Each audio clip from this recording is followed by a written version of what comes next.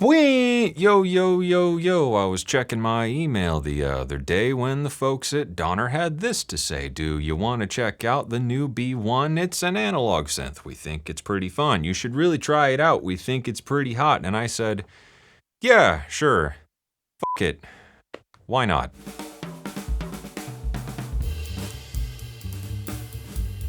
Howdy doody buckaroonies, DJ Walmart here, back with another episode of Hey Bro, What Mic Do You Use? Today we're going to be exploring this thing, the Donner B1 analog bass synthesizer, which is heavily inspired by none other than the iconic Roland TB-303. The Donner B1 is a monophonic analog synthesizer which is heavily inspired by the Roland 303. The 303 is renowned for the signature sound of the squawky and squelchy filter, and I'm a big believer in the idea that the filter is what gives a synth its character, and I think this is best exemplified with the 303. The B1 packs in the signature 303 sound with a sequencer, a saturation stage, and a delay. The B1 comes in at $168.99, which is an oddly specific price, but if you want one for yourself, you can use the link down in the description to get it for only $152, which is another oddly specific price. Although the sequencer is a bit clunky, the delay leaves a bit to be desired, and it's certainly not the most powerful synth I've ever used, I'd be lying if I said this thing wasn't a whole lot of fun. Originally, I wanted to do a video about the 303 sound and what makes it so interesting and special, but my good friend David Hillowitz already did a really great video about the B1 and talked about pretty much everything I wanted to talk about, so I had to come up with a new idea. So thanks, Dave. I've always been of the opinion that a filter is what really defines the sound of a synth. I think that's what makes a Moog sound like a Moog and a Prophet sound like a Prophet, whereas oscillators more or less sound the same. A saw wave tends to sound a lot like a fucking saw wave no matter what synth it's coming from. So today, I thought it would be fun to put that theory to the test and I guess put my money where my mouth is and see if I can tell the difference between my cheapest analog synth, my most expensive analog synth, and a free plugin. In today's all-star lineup, we have the Donner B1, the cheapest analog synth I own, going up against none other than the Arturia Polybrute, being definitely the most expensive analog synth I own. Then we're going to put these both against Vital, which of course is absolutely free, and see how we can do. With Vital being a purely digital synthesizer and having a perfectly digitally rendered saw wave, I figured that would be a bit of a dead giveaway, so I actually sampled out some waveforms from the B1 into Vital. If you want those wavetables and a bunch of other wavetables for Vital made with the B1 and the Polybrute, you can get those by becoming a patron with the link down in the description below. My patrons are wonderful people, and they make videos like this possible, and if you're one of them, hey, thanks, darling. My wife has generously donated her time to trigger each set of clips randomly for me off screen over there with my Launchpad, and I'm not going to show the results as we go along because I figured it would be fun for you to follow along with me and see how we do. So with that, let's grab our pens and paper and get down to business. I really hope this video doesn't make me look like a total jackass. Okay, round one. Let's do this.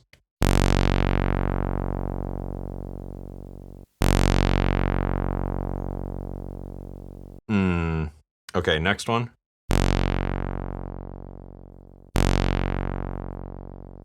And last one.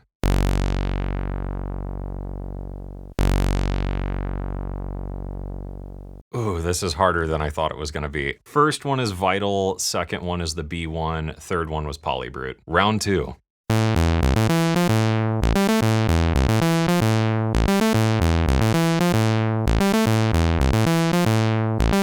Okay, next one.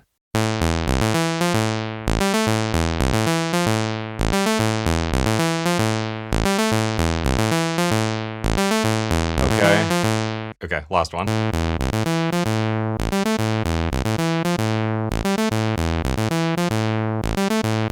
Oh man, this sucks. Polybrute, B1, and Vital. Round three, go.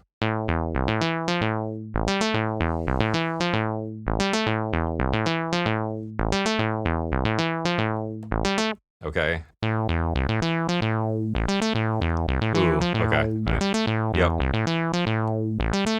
Last one.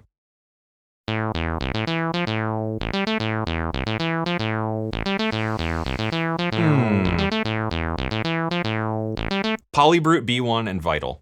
Okay. All right, round four. Let's go.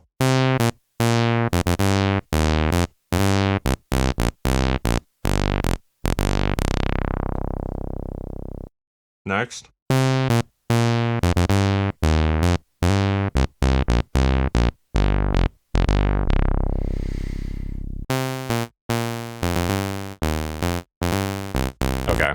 winning in this one.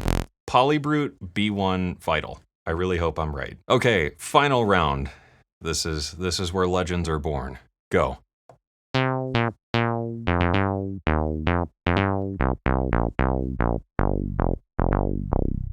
Okay.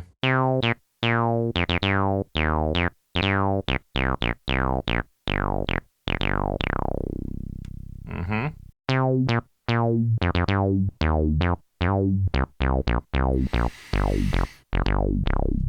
Okay, Polybrute Vital B1. Final answer. I'm going with it. Okay, that is the 5th and final round.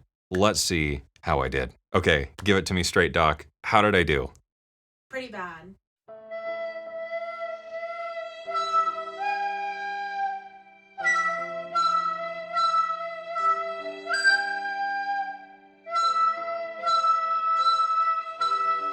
Really? Yeah. Really? Okay. I was about to laugh at the first one because you got all Totally of wrong. Really? Was I better on the ones that had like the wow sound to them? You weren't great on any of them. Weren't great on any of them. Okay. You got 1 right. You got 4 right. Was I at least able to get the B1 right most of the time? That's the one I'm curious about. You got the B1 right 3 times. No, 3 out of 5. 3 times, yeah. 3 out of 5. Okay, how about the Polybrute? That was the one that was really hard to tell, honestly, the Polybrute. You got it right once. I'm sorry. Penis theory. I'm calling you that from now on. Okay, so I feel a little bit mixed from this experiment, and I would be curious to hear how you did, so feel free to share your results down in the comments below. I would be interested to see if this maybe distributes as sort of a bell curve, because I think that's maybe my theory here, that it's just generally pretty hard to tell things apart unless there is a super obvious defining characteristic like the super squelchy sound of the filter of the 303. A very big thank you to Santa for loaning me Donner and the B1. I know Christmas and July can be a pretty busy time, and of course thank you to Arturia as well for sending along the Polybrute and making this video possible. If you want to check out the B1 for yourself, you can find that with the link down in the description below, and I guess that wraps everything up for this one. So thank you for watching. I hope you enjoyed it, I hope you learned something, and as always, I hope this inspires you to get out there and make something awesome. Anything you want to say? My mind is blank. Excellent.